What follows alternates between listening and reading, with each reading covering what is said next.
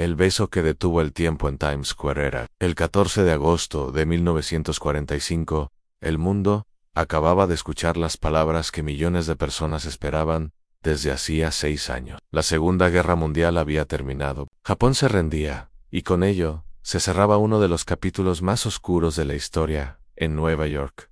La noticia corrió como un relámpago. La gente salió a las calles, los periódicos se agotaron en minutos, las campanas repicaron y Times Square se convirtió en un océano de alegría. Entre la multitud, un joven marinero llamado George Mendonça caminaba apresurado, eufórico. Había estado de permiso con su novia, pero al escuchar la noticia, corrió hacia el corazón de la ciudad. Greta Zimmer, una joven asistente dental de origen austríaco, también estaba allí. Había llegado a Estados Unidos huyendo del nazismo. Ese día vestía un uniforme blanco impecable. No era enfermera, aunque muchos lo creyeron. Había salido de su trabajo para unirse a la celebración St. George, entre gritos, música y confeti. El avión no la conocía, no sabía su nombre ni su historia, pero en medio de esa euforia sintió el impulso de hacer algo que, para él, simbolizaba la libertad y la paz recién conquistada. Sin pedir permiso, la tomó por la cintura, inclinó su cuerpo y le dio un beso largo, firme, que un fotógrafo capturó en el instante exacto. Ese fotógrafo era Alfred Eisenstadt, de la revista Life. No les preguntó nada, simplemente disparó. Sue Kamara. La imagen salió publicada poco después y se convirtió en un icono. VJ Day in Times Square, día de la victoria sobre Japón en Times Square. Lo curioso es que, en ese momento, ni George ni Greta sabían que su beso daría la vuelta al mundo. Para ellos, fue solo un instante. Greta, en entrevistas posteriores, confesó que no fue un beso romántico, sino un gesto impulsivo de celebración. De hecho, la novia de George estaba en Times Square y vio toda la escena. Lejos de molestarse, entendió que aquel día nadie pertenecía a nadie. Todos celebraban el fin de la guerra. Pasaron décadas antes de que se confirmara la identidad de ambos protagonistas. Hubo varias personas que aseguraron ser los de la foto, pero los análisis fotográficos y testimonios coincidieron. Eran George Mendonça y Greta Zimmer. Años más tarde se reencontraron en un evento conmemorativo. Ya mayores, volvieron a posar juntos, recreando la escena. Esta vez, sin la prisa de la guerra, sin la confusión del momento, y con una sonrisa compartida. Greta falleció en 2016 y George en 2019, apenas 2 días antes de cumplir 96 años. La foto quedó como símbolo de una época, de un instante, en el que un beso no era un acto de amor íntimo, sino un grito colectivo de alivio y esperanza.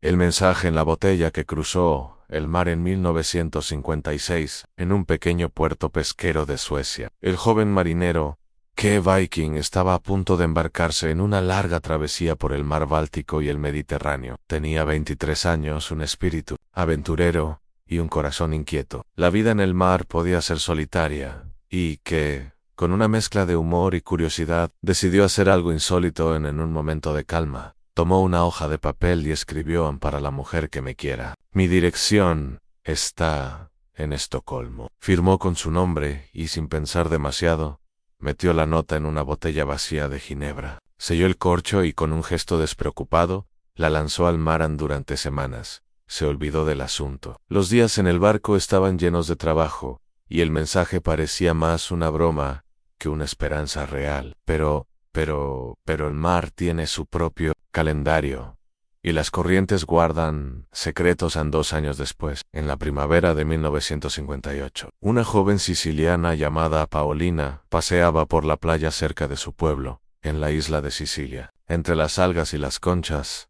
vio algo brillante. Era una botella desgastada por la sal y el sol. Intrigada, la abrió y encontró el mensaje de ¿qué? Paolina no hablaba sueco, pero el papel también estaba escrito en inglés. El tono directo y juguetón, con una mezcla de timidez y valentía, decidió responder. Tomó papel y pluma y escribió una carta contando quién era, dónde vivía, y que le había parecido increíble encontrar aquel mensaje en cuando que recibió la carta en Suecia.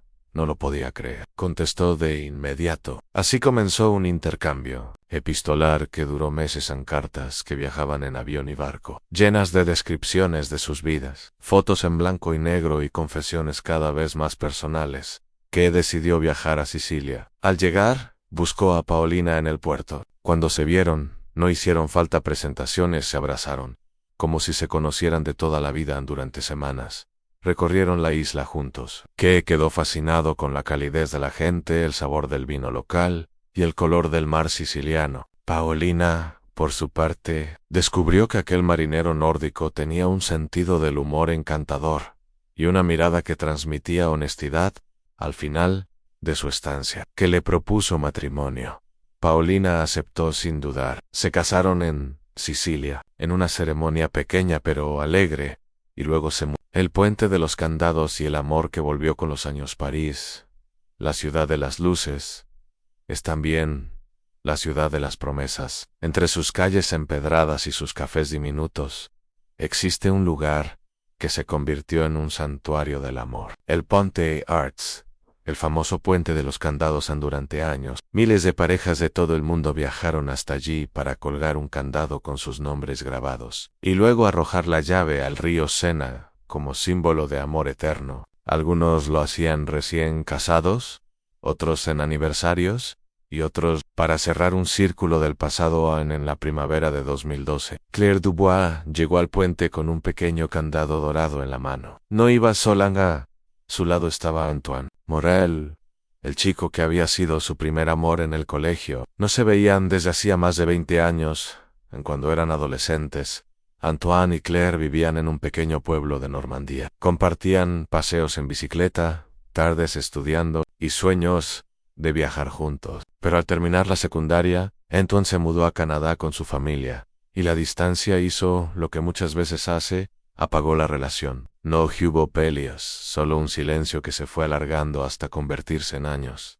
Claire se casó, tuvo 2 hijos, y, tras un divorcio, siguió con su vida. Antoine también formó su familia al otro lado del océano. Sin embargo, ninguno olvidó aquel primer amor. Todo cambió gracias a las redes sociales. Un mensaje inesperado apareció en la bandeja. De Claire: ¿recuerdas aquella vez que dijimos que iríamos juntos a París? ¿Todavía te apetece? Tras semanas de mensajes, llamadas y risas compartidas, Antoine viajó a Francia. Decidieron reencontrarse en París como si fueran personajes de una película. Pasearon por Montmartre, vivieron en café en Saint-Germain, y finalmente llegaron al Ponte des Arts. Allí, Antoine sacó de su bolsillo un candado dorado. En él estaban grabados sus nombres y la fecha de su primer beso en 1989. Claire sonrió emocionada. Colocaron el candado en la barandilla del puente y juntos lanzaron la llave al Sena, pero Antoine tenía una sorpresa más. Justo cuando Claire se giró hacia él, sacó una pequeña caja de terciopelo azul. Dentro, un anillo sencillo de oro. Te prometí un viaje a París, dijo Antoine, pero también quiero prometerte un futuro. Claire, con lágrimas en los ojos, dijo que sí. No era la promesa de un amor adolescente, sino la de 2 personas que, después de todo lo vivido, elegían encontrarse otra vez. Pocos meses después, se casaron en Normandía, y cada aniversario volvían a París para visitar el candado que había sellado su segunda oportunidad. Frida Kahlo y Diego Rivera, un amor de fuego y pinceles. Era 1928 en la Ciudad de México. El país salía de la revolución y respiraba un aire nuevo. Calles llenas de música, colores y arte mural. Entre todo ese bullicio vivía Frida Kahlo, una joven de 21 años marcada por un grave accidente que, años antes, había destrozado su columna y sus piernas. Pasaba días enteros en cama, pintando para aliviar el dolor y distraer su mente en Frida. Ya conocía a Diego Rivera, el muralista, más famoso del país, pero no como amante, sino como figura artística. Él era un hombre enorme, carismático y de 42 años, que pintaba murales en edificios públicos contando la historia del pueblo mexicano. Frida decidió mostrarle sus pinturas. No vengo a pedirte que me digas si mis cuadros son bonitos, le dijo. Quiero que me digas si vale la pena que siga pintando. Diego observó en silencio. Vio algo más que talento, vio una fuerza salvaje, un alma que no se rendía. Desde ese día, comenzó a visitarla, a aconsejarla y pronto a enamorarse. En 1929 se casaron. La prensa mexicana lo describió como la boda entre un elefante y una paloma, por el contraste físico y de carácter. Su amor fue intenso, pero también tormentoso. Diego, famoso por su seducción, tuvo múltiples aventuras. Frida, dolida, también buscó amores en otras personas, tanto hombres como mujeres. Y sin embargo, siempre volvían el uno al otro. Compartieron viajes a Nueva York, San Francisco y París. Frida, con sus vestidos tradicionales y sus cejas unidas, causaba sensación en los círculos artísticos. Diego pintaba incansablemente, a veces incluyendo a Frida en sus murales.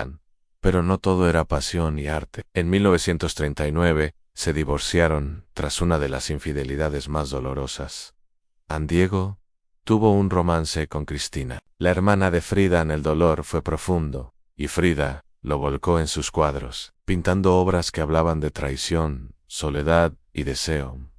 Y sin embargo, un año después, volvieron a casarse. No prometieron fidelidad, pero sí compañía eterna. Frida, frágil de salud, pintaba desde su cama, y Diego, aunque seguía siendo un hombre libre, nunca dejó de admirarla y protegerla. En 1954, Frida murió a los 47 años. Diego escribió: la amé más que a cualquier otra mujer en mi vida. Fue el hecho más maravilloso de todos mis años. Hasta su propia muerte, 3 años después, mantuvo en su estudio un retrato de Frida mirándolo. Fue un amor que no pudo encajonarse en lo que entendemos como perfecto, pero que sobrevivió a la distancia, las heridas y el tiempo, alimentado por la admiración y el fuego. La carta que nunca llegó y el amor que esperó. 50 agosto. El verano de 1944 era húmedo y gris en Londres. Las sirenas antiaéreas sonaban a diario y la ciudad vivía entre la esperanza y el miedo. James Peterson, un joven soldado estadounidense de 22 años, estaba de permiso tras varios meses combatiendo en Europa. Su uniforme, gastado por el barro y el humo, contrastaba con la vitalidad de sus ojos azules. Una tarde, buscando refugio de la lluvia, entró en una pequeña librería escondida. En una callejuela, el aroma a papel viejo y madera húmeda llenaba el aire. Allí, entre estantes altos y lámparas de luz cálida, estaba Margaret Collins, una joven enfermera británica de 20 años, hojeando un ejemplar gastado de Cumbres Borrascosas. ¿Es bueno?, preguntó James con una tímida sonrisa. Depende, respondió Margaret, levantando la vista. Si le gustan las historias intensas.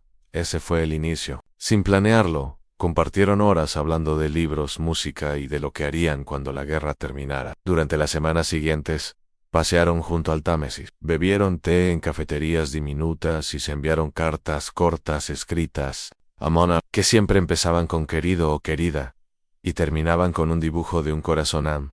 Pero la guerra no perdona. James recibió órdenes de regresar al frente. La noche antes de partir escribió una carta larga, la más importante de su vida. Le confesaba a Margaret que estaba enamorado de ella, que soñaba con casarse cuando todo terminara, y que la esperaría siempre. La envió a través del correo militar, pero la carta nunca llegó. Los meses pasaron. Margaret esperaba cada día una señal, una palabra, algo. En cambio recibió noticias de otros soldados, cartas de amigas, pero nunca de James. Pensó que había muerto. Con el tiempo, conoció a otro hombre, se casó, tuvo hijos, y vivió una vida tranquila, aunque en el fondo de su corazón siempre guardó un rincón vacío. James, por su parte, volvió a Estados Unidos después de la guerra. Esperó semanas, luego meses, y al no recibir respuesta, creyó que Margaret lo había olvidado. Guardó su recuerdo como un tesoro secreto, pero jamás volvió a mencionarla. Se casó, tuvo una familia, y llevó una vida discreta. Pasaron 50 años. En 1994, Margaret, ya viuda, estaba en su casa cuando su nieta encontró un viejo baúl familiar. Entre fotos y documentos polvorientos, apareció un sobre amarillento, con un sello militar y el nombre Margaret Collins, Londres, 1944. El sobre estaba cerrado. Al abrirlo, Margaret leyó la carta que había esperado medio siglo, la declaración de amor de James, intacta, como si el tiempo no hubiera pasado. Con lágrimas en los ojos, pidió ayuda a su nieta para buscarlo. Gracias a los registros públicos, dieron con él en un pequeño pueblo de Oregón. También viudo, James aceptó recibirla cuando se vieron por primera vez en 50 años. No hicieron falta palabras, se abrazaron largo rato sintiendo que el tiempo se doblaba sobre sí mismo. James la miró y dijo Legastard, pero Legest. Decidieron pasar juntos el tiempo que les quedara. Vivieron 9 años más, viajaron, rieron, y cada aniversario abrían la carta que había esperado medio siglo para ser leída.